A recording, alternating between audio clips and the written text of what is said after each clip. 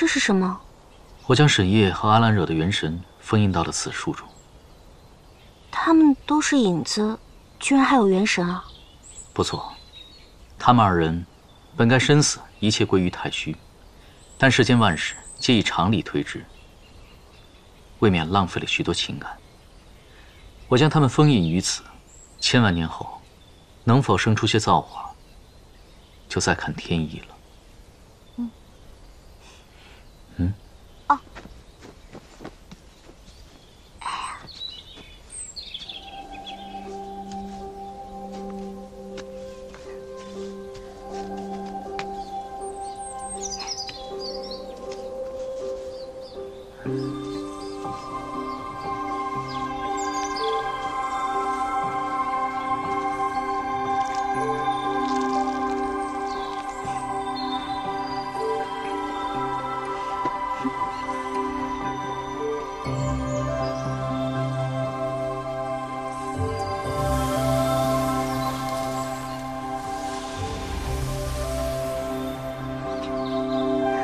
他们二人虽是你我的一缕影子，但是情谊却如此真切。帝君选择了一个这么好的地方为他们安了家，也算是弥补他们生前的遗憾了。我们也该回去了。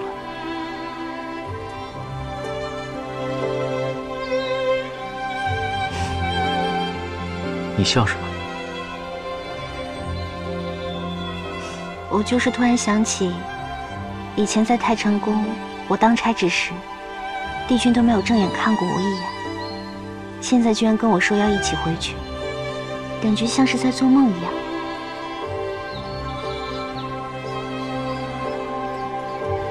我那时候不知道是你。那如果知道了，又会怎么样？如果知道了，我们便不会浪费这么多时间了。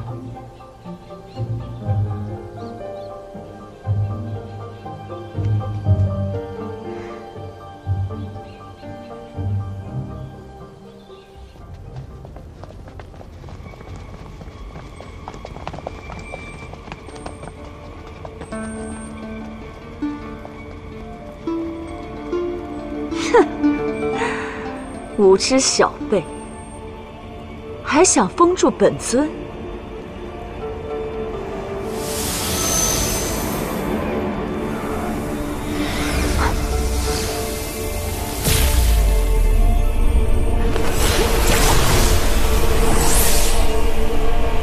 莲心镜，竟然是净化浊气的莲心镜！东华，你果真不给我机会！是你逼我的！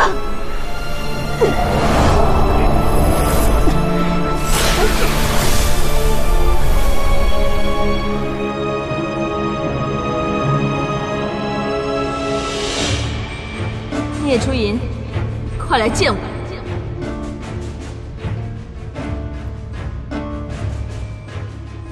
魔尊，旭阳用性命布下结界，如果现在要进入禁地，拿出血泪的话，必定要旭阳死。可是以属下现在的能力，杀不及旭阳与众人。想尽办法杀了他。是。东华封住了我一部分的力量，我要想冲出这结界，必须得到最后这滴血泪，尽快拿给我。遵命。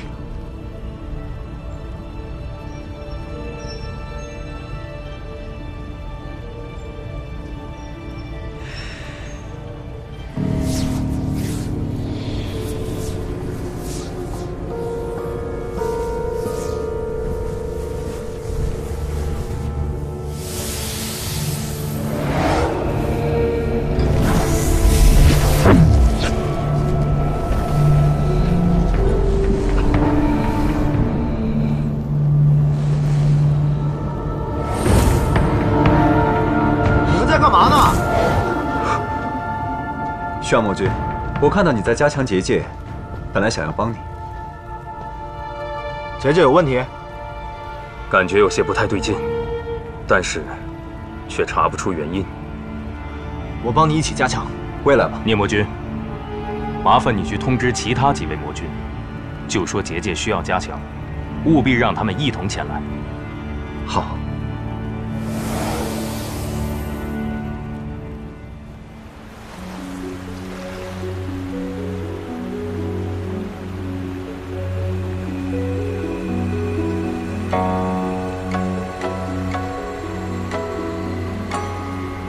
谢顾愁，你不是已经用平婆果为他做了一个躯壳吗？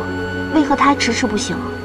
才刚做好3日罢了，而且他当日被埋王宫下，尸骨无存，只有一缕元神还封存在幽冥寺。可惜已经沉睡了100年，元神已经陷入了寂灭状态。如果想要仓促复活的话，只怕难以化去他元神中的浊气。那便如何？其人虽醒，但却只能浑浑噩噩，智力宛如幼儿。那有什么法子可以让他灵态清明啊？法子倒是有，只不过……但说无妨。需要有仙者甘愿为其夺取一半修为，或许能渡他重生之时灵态清明。那拿我的修为去便是了。你难道就不考虑一下？青提曾为了我连命都不要，我只不过多给他些许修为，这有什么好考虑计较的？还有一事，按照仙路宝笈阵的规矩，叶青提因奇缘得以飞升，需由赋予仙体之人赴9天瑶池为其洗涤凡尘，才可飞升成仙。那好，等他期满要修行之时，我便助他。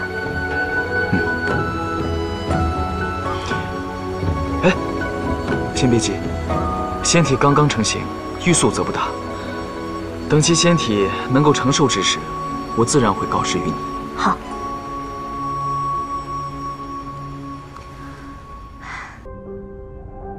所以沉香离家出走，其实是为了救被压在山下的3圣母。有些人离家出走是行孝道，而有些人出走大半年了，一声不吭，仇煞家里人。小阿离，你以后长大了可不能学这花样。凤九姐姐离家出走回来啦！乖，听你小舅舅讲故事呢。都是些话本上的事了，我倒想听听新鲜的。你可同我讲讲。阿离最喜欢听新鲜故事了。凤九姐姐，你掉到梵音谷的事儿，我的那个……小阿离，你先去一旁玩会儿，我有正事同你姐姐谈。阿离嘴巴可紧了。阿离听到三爷爷说凤九姐姐和帝君哥哥亲亲的事都没说出去。小叔，你怎么还在这儿啊？你没有回青丘啊？我在等你啊，不把你带回去，青丘的大事怎么交代啊？等我做什么呀？反正我也经常出去溜达，在青丘也不算什么大事啊。你这样，折颜上神肯定要恼我喽。看来你是忘了最近你身上担着什么大事了？什么大事啊？看来果然忘了。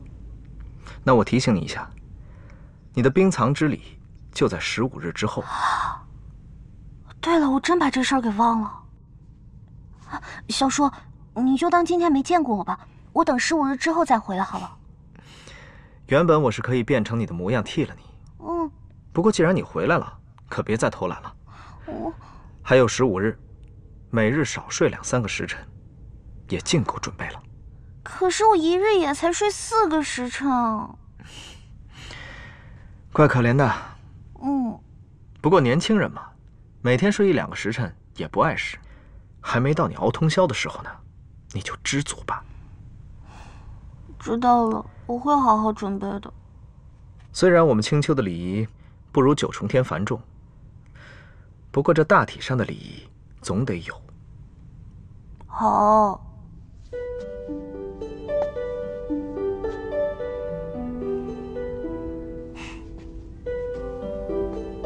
他们俩平安归来，你终于不用再愁眉苦脸了。这趟多亏了有你，他们才能平安。就算没我，凤九也能平安归来。那人可是东华帝君，他能让他有事吗？也对，你就是爱操心。你不也费了几层修为为他们苦守吗？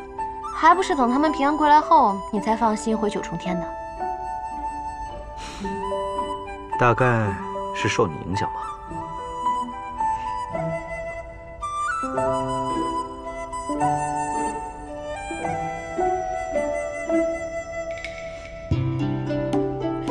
怎么了？这样盯着我瞧，怪让人不自在的。就是觉得你怎么没去找凤九啊？之前他来九重天，你俩可是天天都处在一处啊。他现在哪有空跟我玩乐啊？他们俩已经不愿分开到这般田地了。他呀，现在正为如何让家里接受帝君而烦心，偏偏又撞上冰藏之礼，哼，如今是烦上加烦。冰藏之礼，就是青丘每一位新君继任后必行的一个礼。几位新君必须亲手打出一款趁手兵器，于典礼那日当着八荒仙者的面藏于名下治所的圣地，以为后世子孙留用。我记起来了，当年我也参加过白浅的冰藏之礼，在四海八荒可是算得上很重要的盛事。他准备的如何了？这丫头倒是早就造好了一把何须剑，只是这装剑的剑匣尚未做好。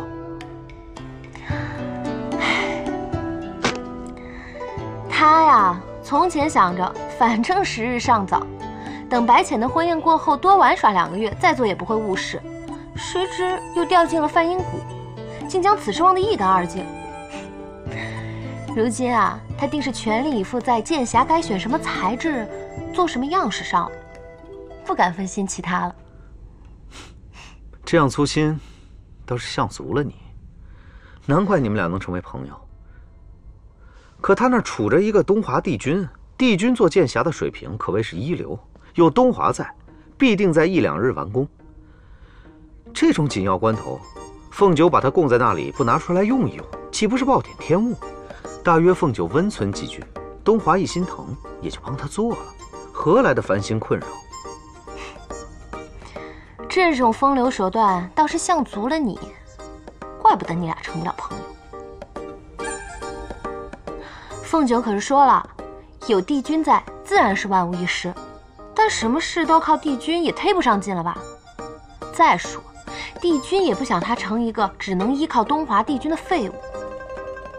这件事儿顶多帮他筹划筹划织剑匣的进度，别的大约也不会多伸手吧。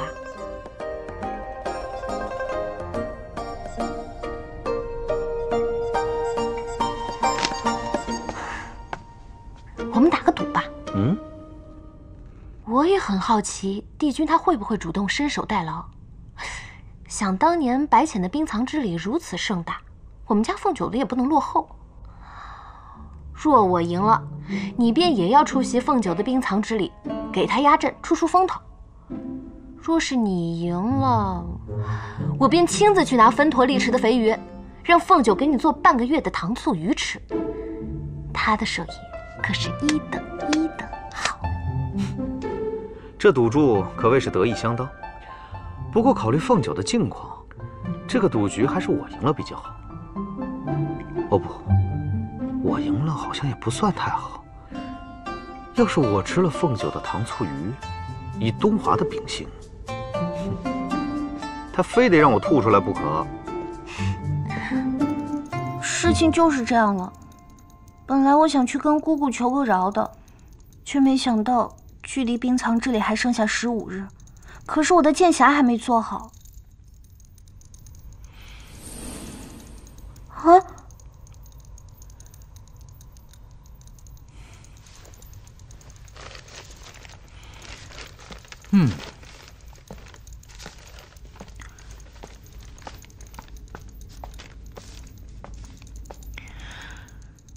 照着这个进度图，如无意外，剑匣会在15日内做好。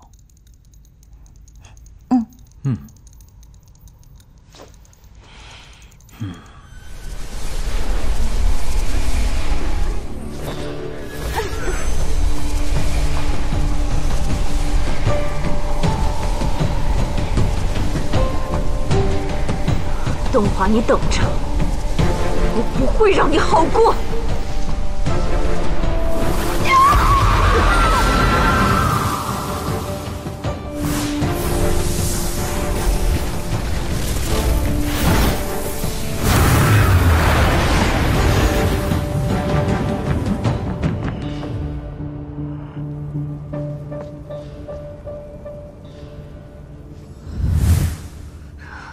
魔尊，你这是？聂初隐，快去找几个魔族人给我吸食。魔族的人？还不快去！是。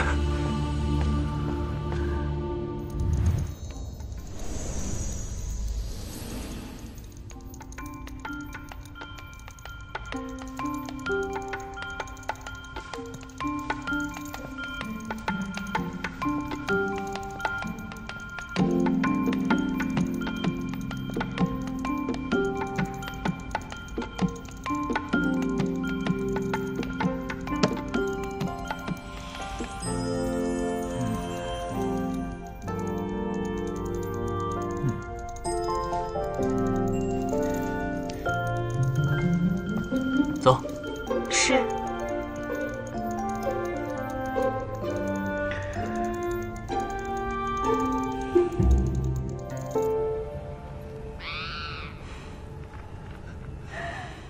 魔君，魔君，不好了！慌慌张张的，什么事？出事了！魔尊他……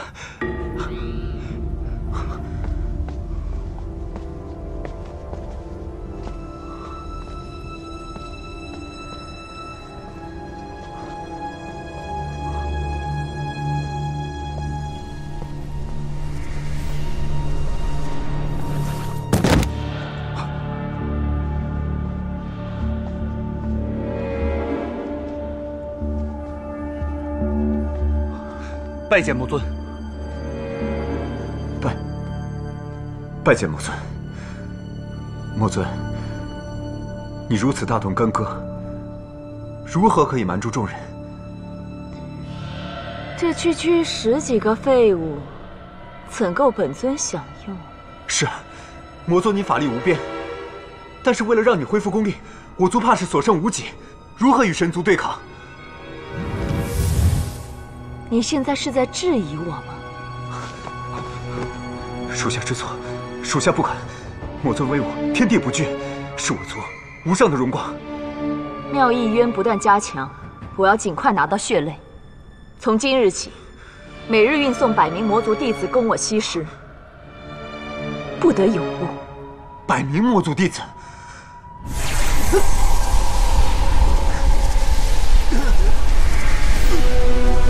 是，属下遵命。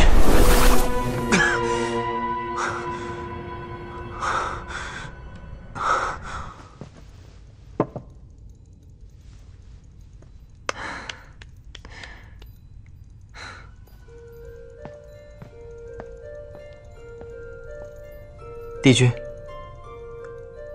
如何？是。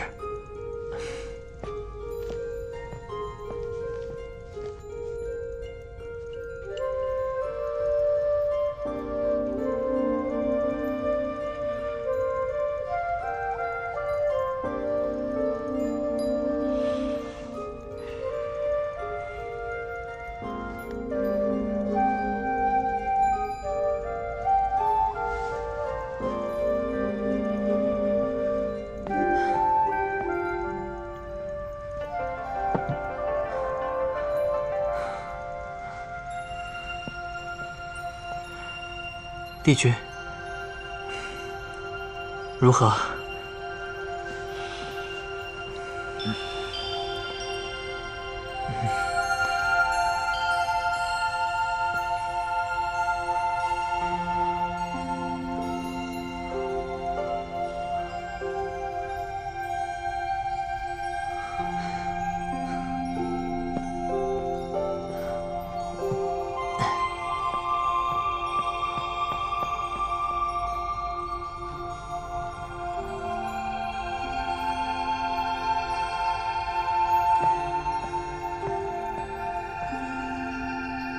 帝君，这次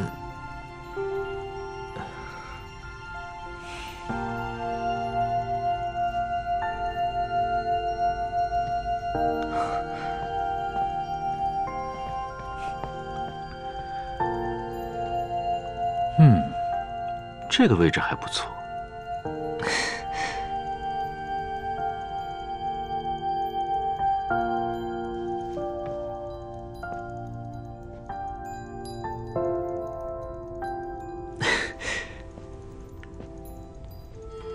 帝君，外头凉风正义，凤九殿下的书桌可能太偏，吹不到凉风。待臣将凤九殿下的书桌也挪挪吧。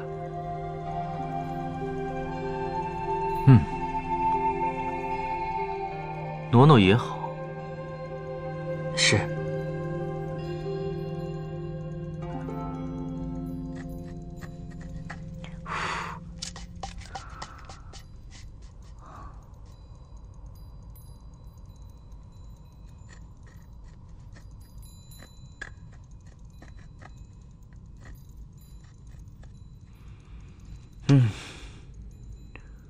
我记得年前也是和你在太晨宫下棋喝茶，曾对你有一劝，说有朝一日你若是想通了，娶一位帝后，知鹤倒是不错。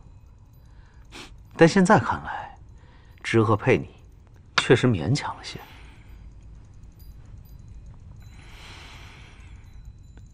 我这个义妹心底原本单纯，我又受恩于她的父母，不免事事照拂。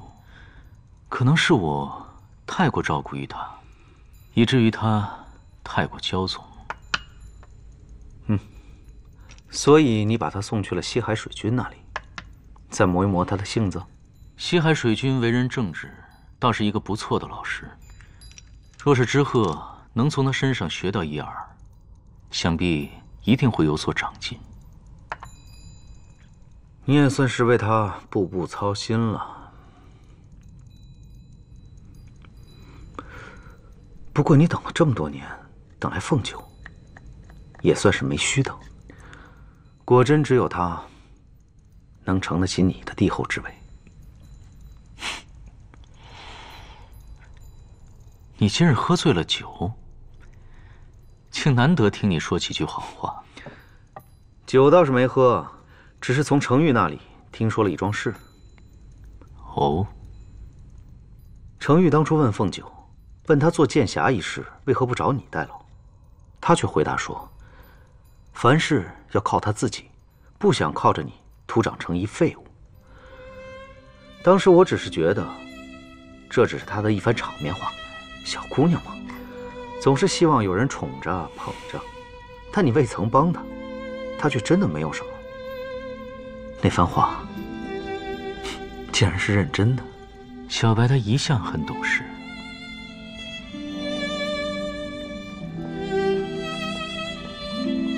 帝君，三殿下，何事？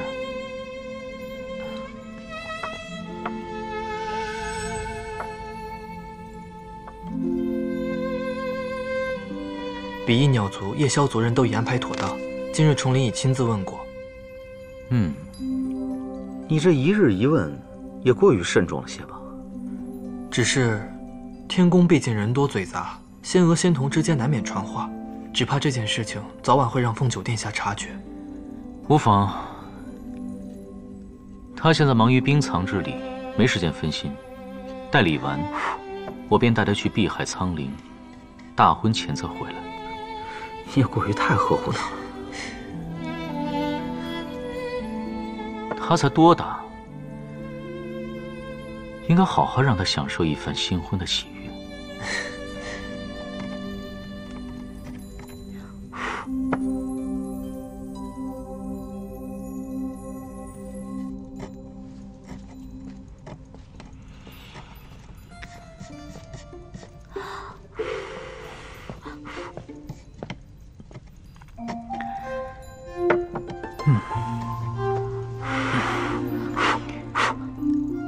糕点吃不吃？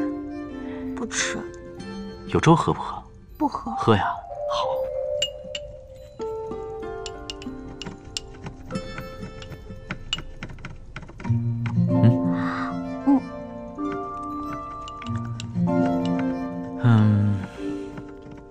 候带我去青丘见你父母啊？待我说服我家姥姥和我爹爹之后，我怎么把心里话说出来了？帝君不会生气吧？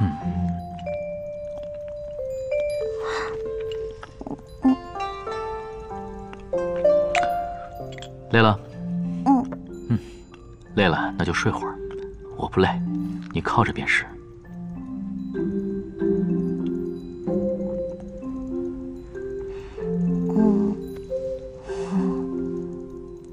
你先暂且委屈几日，等我说服我家姥姥和我爹爹之后，我就带你回青丘。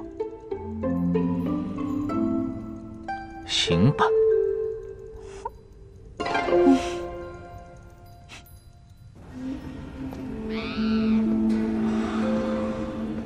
魔君，一连几日，魔尊为了吸收功力，天天折损100名弟子，属下怕如此下去，魔族就要灭族了。我又何尝不知呢？但魔尊金口一开，如若我不执行，只怕是连我这条命也没了。魔君恕罪，请容属下说句不敬的话。恕你无罪，说吧。以属下之见，魔尊一意孤行，怕是魔君的心愿，魔尊并没有放在心上。你的意思是，如若魔尊如此下去，魔族的根基不在，万一届时神魔大战，或者魔尊血性大发，我们倒不如从外族人下手，骗得人手攻击魔尊，这样还能保得我魔族一时周全。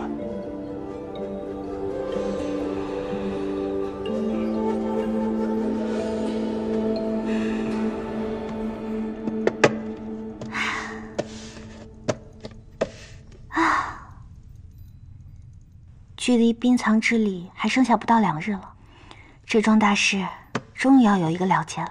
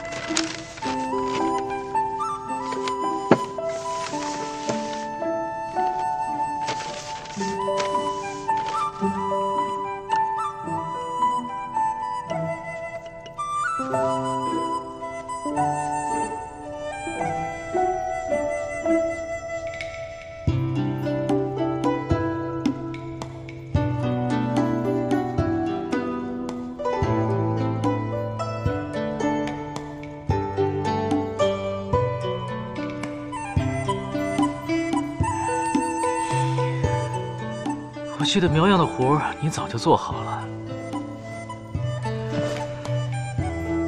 这么晚了，你还在画什么？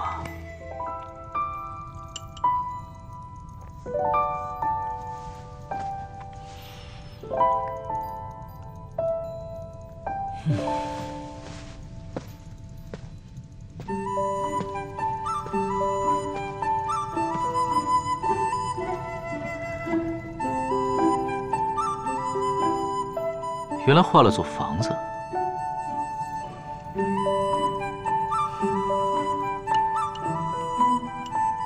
怎么不说话？剑匣已经完成了，我一时睡不着，所以就描个图来看看。其实，姑姑留在青丘的狐狸洞，我住不习惯。我早就想在外面的竹林盖一个小竹楼了。而且这个图以前描过，只是没有你跟小狐狸崽子的卧剑，所以我想要重新描一遍，让米谷给我盖一栋。虽然你1年之中在青丘可能只有半年留宿，可是我觉得这件是给我的。我倒是挺闲，太晨宫和青丘都没有太大所谓，可以一直常住在青丘。但我以为我是宿在你房中，为何又给我另置了一间？这就是我考虑的周到之处了。万一我们吵架了，那你要住哪儿啊？没有卧间，难道你要睡书房啊？我觉得，我再如何惹你生气，你也不该将我赶出去。先不聊这些了，这些都是细枝末节的事情。现在最重要的呢，就是要想一想，到底要给狐狸仔留几个房间备着。你觉得留几间好？留几间就是生几个，是这个意思吧？那留一间就够了。可是我想要留2间，因为狐狸仔要有2只才热闹的。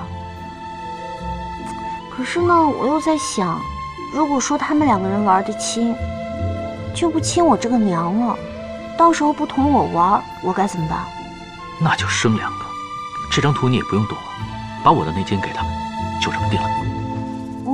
可是，我还没说完呢。不睡觉，哪里来的小狐狸崽子？可是我的剑匣你看了吗？我做得好吗？看到了，做得非常好。你得去补一补觉了。好了这么多天了，你不累吗？可是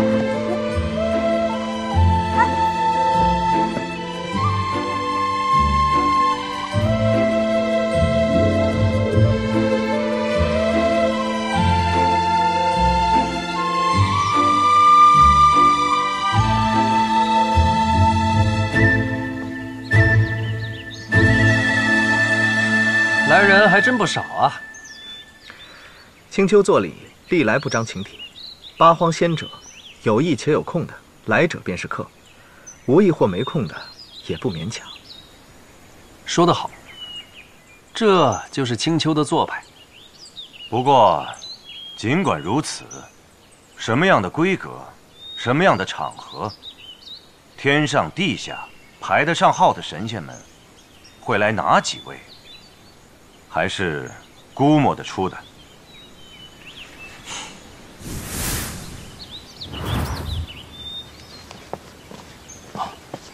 帝君，帝君，请坐。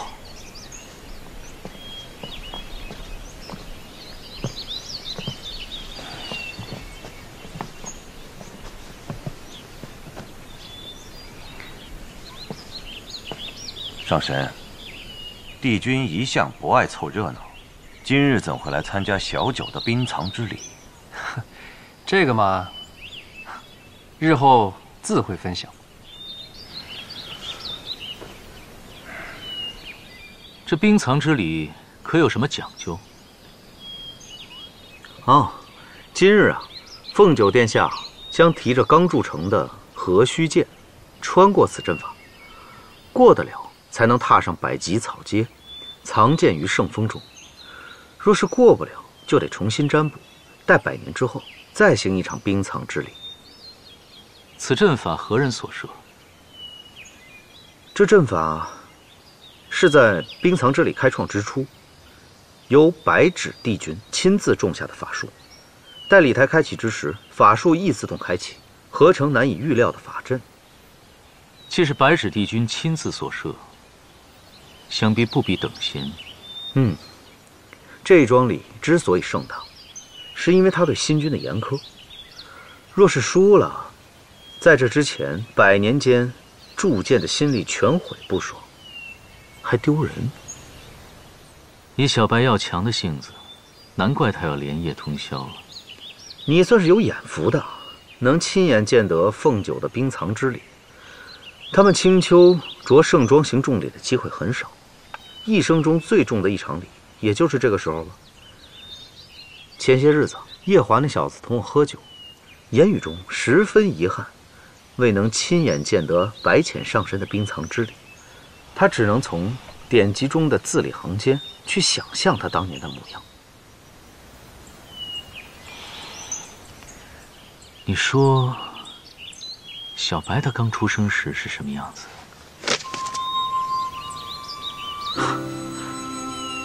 你这话可千万不能让叶华听到，保不准他以为你在气他。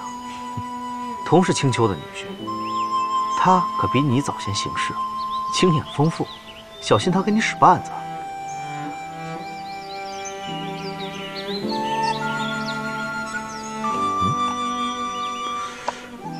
你手里拿的什么？你说这个，小白给我做的零嘴，怕日头晒化了，拿琉璃盒子封着。啊，哎，人家今日要在八荒成千上万的仙者面前尽大礼，你竟然令别人给你做零嘴，你是否无耻了些啊？你可不要冤枉我。我第二次见小白的时候，他就将花盆往我头上踢，还能镇定自若的嫁祸给尼姑。区区一个小镇长罢了，你以为他那么容易紧张吗？按照位分，凤九的爷爷也坐在你的下手，他竟然有胆量敢拿下你，这种场合，果然他无需紧张。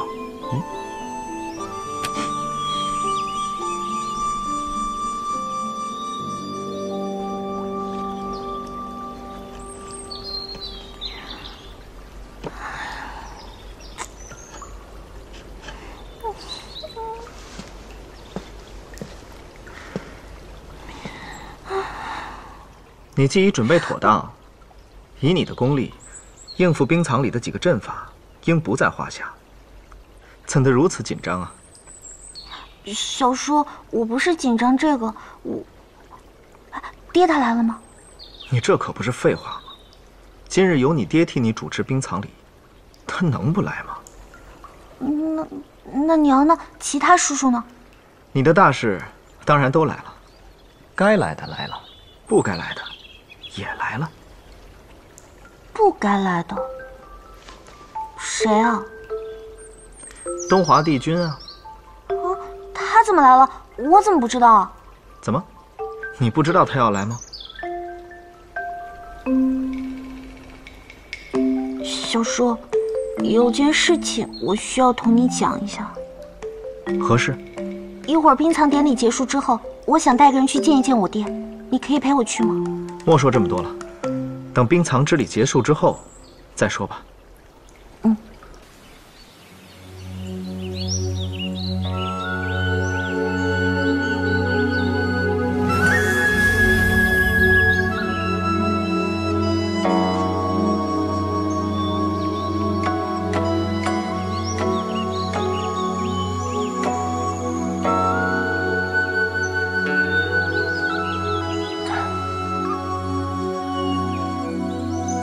时辰已到，请各位仙者静心观礼。冰藏之礼，现在开始。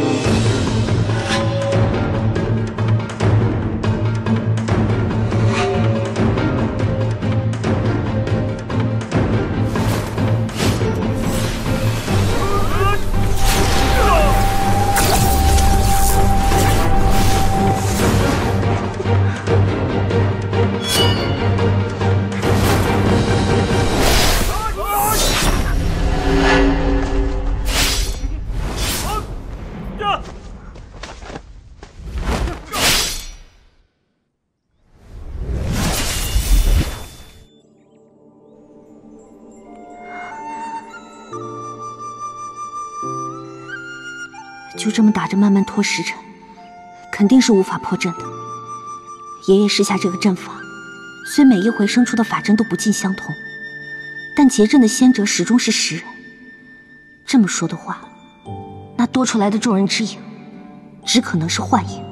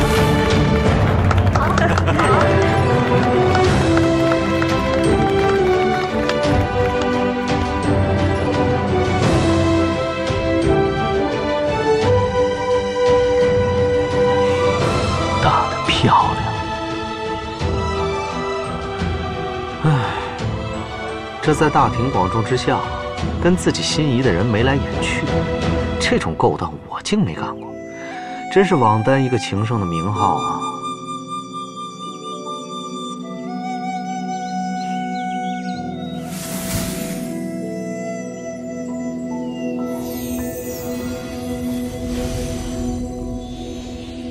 终于可以好好显摆显摆这几日辛苦做的剑侠了。情义何须？藏此堂庭，武德永固，佑我东荒。少君大德，承此神兵，情义何须？藏此堂庭，武德永固，佑我东荒。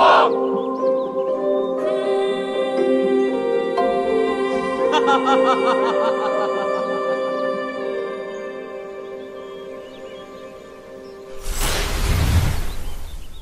哎呀，真是一个诸神共享的盛宴呢。不过依在下看来，凤九殿下这次的冰藏礼好像少了一个步骤。聂初隐此时出现在这里，说这么一番话，摆明是来踢馆的，不知道青丘如何应对。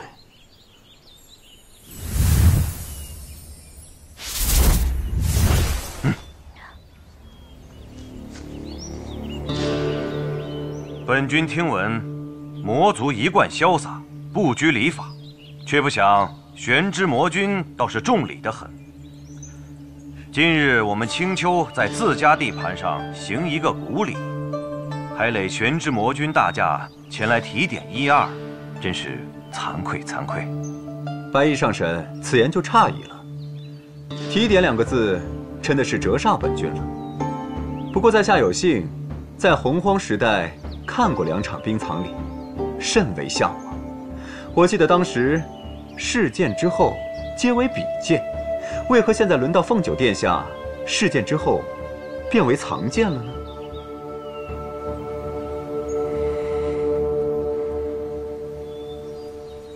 怎么回事？我听闻，青丘的冰藏之礼，确实有比剑这一环节。同辈的仙者们皆可挑战新君，输了到无妨，赢了可以得新君一个许诺。那为何近来的冰藏之礼却取消了这个环节？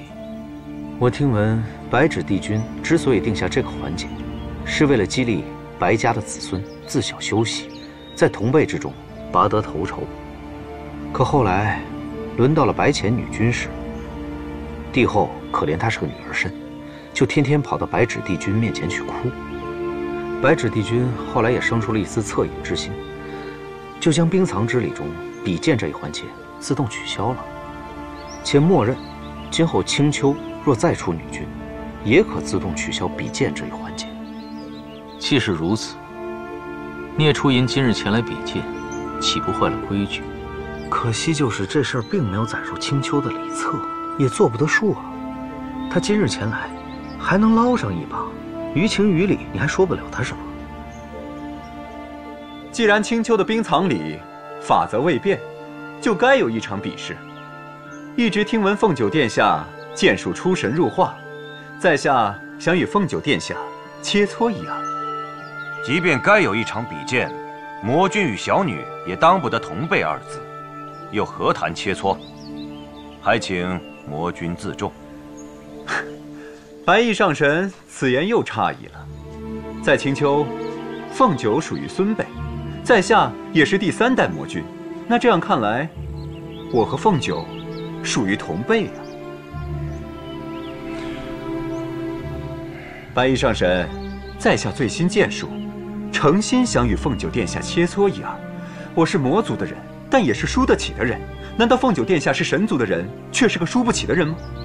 哼，原本是一场你族内的比试，他这么一说，倒成了2族后辈的较量。神魔2族近年虽然修得睦邻，但终究在根儿上有了嫌隙。小聂魔君这么一挑衅，8荒6合都在看着，这下小九不上也得上。我倒是不明白了，他放着个好好的魔君不做，非要来凑这一场热闹，还落下个以强凌弱的名声。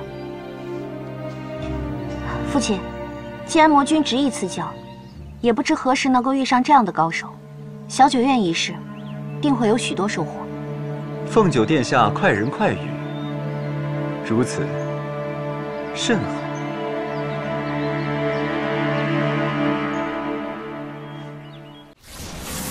请赐教。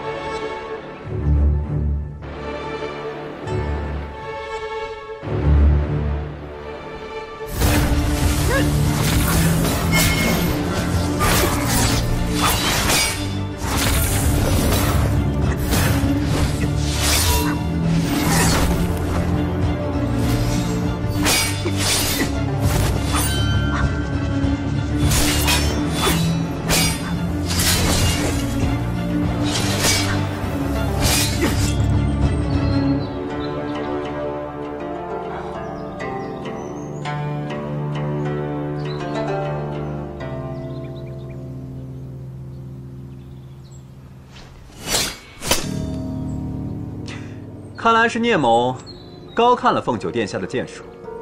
神族之剑不过如此嘛。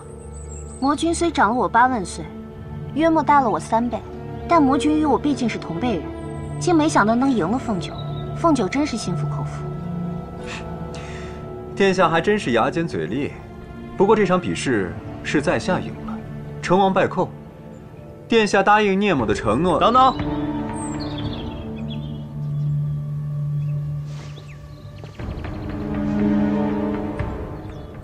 魔君啊，这青丘的冰藏之礼比剑这一环，乃是新君夫妇共同进退的一环。虽然你赢了新君凤九殿下，但还未过得了新君王夫那一关。你要拿青丘的承诺，似乎早了些吧？她嫁了，嫁了谁？莫非？既是三殿下所言，大致没错了。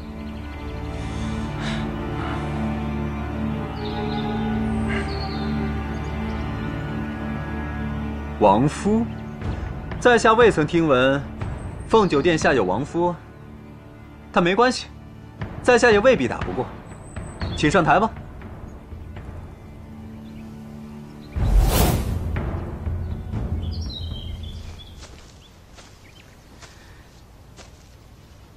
可以开打了吗？我出去磨了个剑。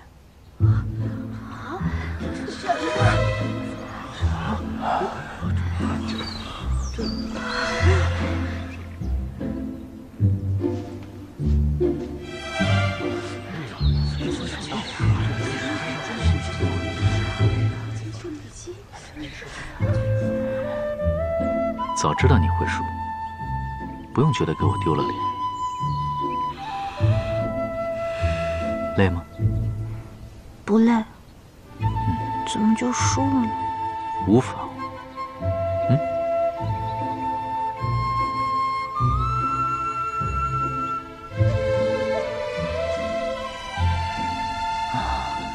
你觉得能跟本君过几招？帝君抬举了。这场比试应是同辈人之间的切磋，在下与帝君隔了一个洪荒，并非是同辈人呢。你说同本君不是平辈，本君为什么同你不是平辈？他是本君的帝后，同本君自然是平辈之人。你方才说你与他是同辈之人，那你同本君当然是同辈之人了。听说你醉心剑术，真巧，本君也醉心剑术，可见你我有缘。开打吧，让你3招。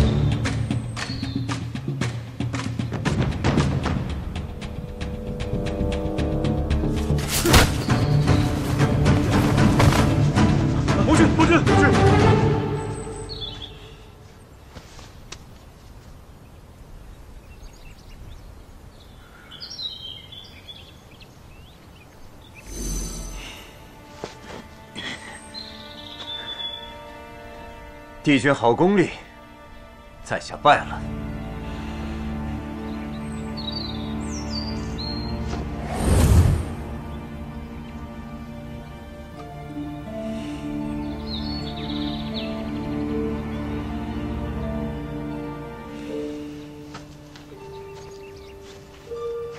他小小年纪，竟也学会了先斩后奏。哼，我看是有人教他的吧。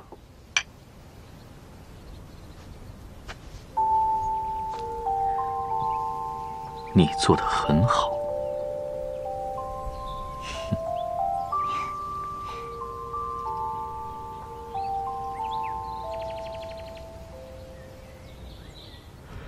结界确实有红光乍现，属下在密林外侧探测不到更多气息。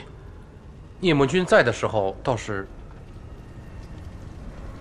说，轮到聂魔君守结界的时候，我们外围将领时常会无缘无故失去意识，误以为是睡着。可这段时间的记忆全无，且一再问询，2000将领同时睡着，着实奇怪。其他的魔君就没有任何异议？聂魔君不是劝说其他魔君休息，便是自己称样，从未同时与其他魔军一同守过结界。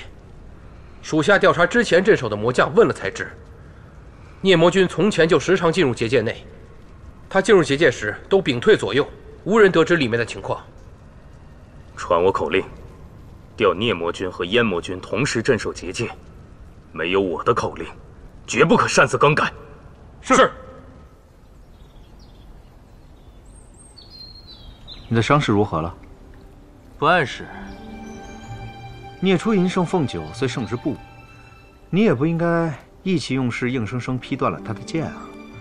他会偷用术法，你就不会吗？你这仅凭一成法力进入阿兰惹之梦所受的伤还未痊愈，这又动了多少元气啊？无妨，只要稍加调息便可。你先回去吧，我等着小白一起走。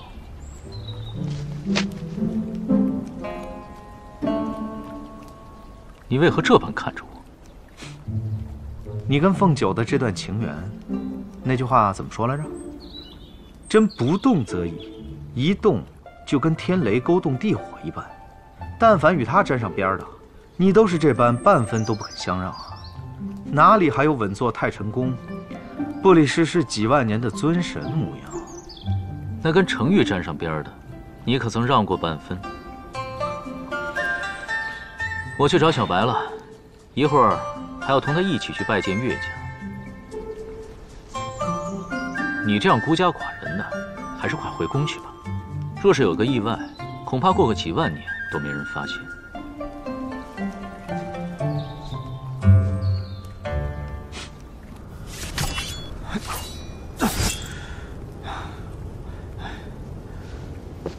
许阳，咱们真的有必要像这样几个魔军轮流守着结界吗？你为何如此烦躁？姬恒在九重天，你就一点都不担心？这淼落都几天没动静了，说不定几百年都没有呢。咱们就要干守几百年吗？燕赤乌，你如此毛躁，让我怎么放心把姬恒托付给你？老子才没……你方才说什么？血泪是淼落的元神心血，若要销毁它，莫非你要用你的几滴血和他的那几滴打一架吗？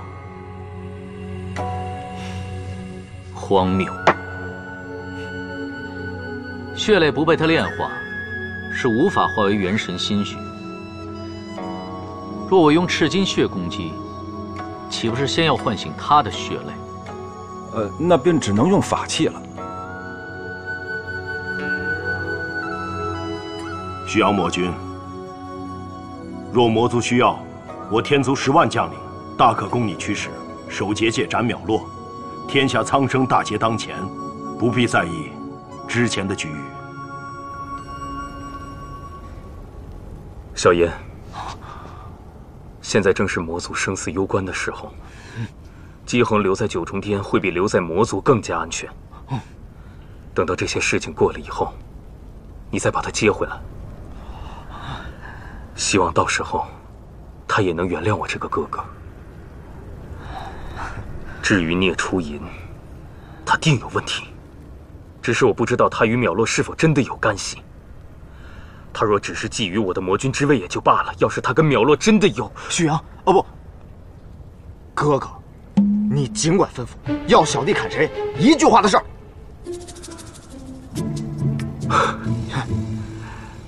小言，没想到到了最后的关头，魔族最值得信任的人是你。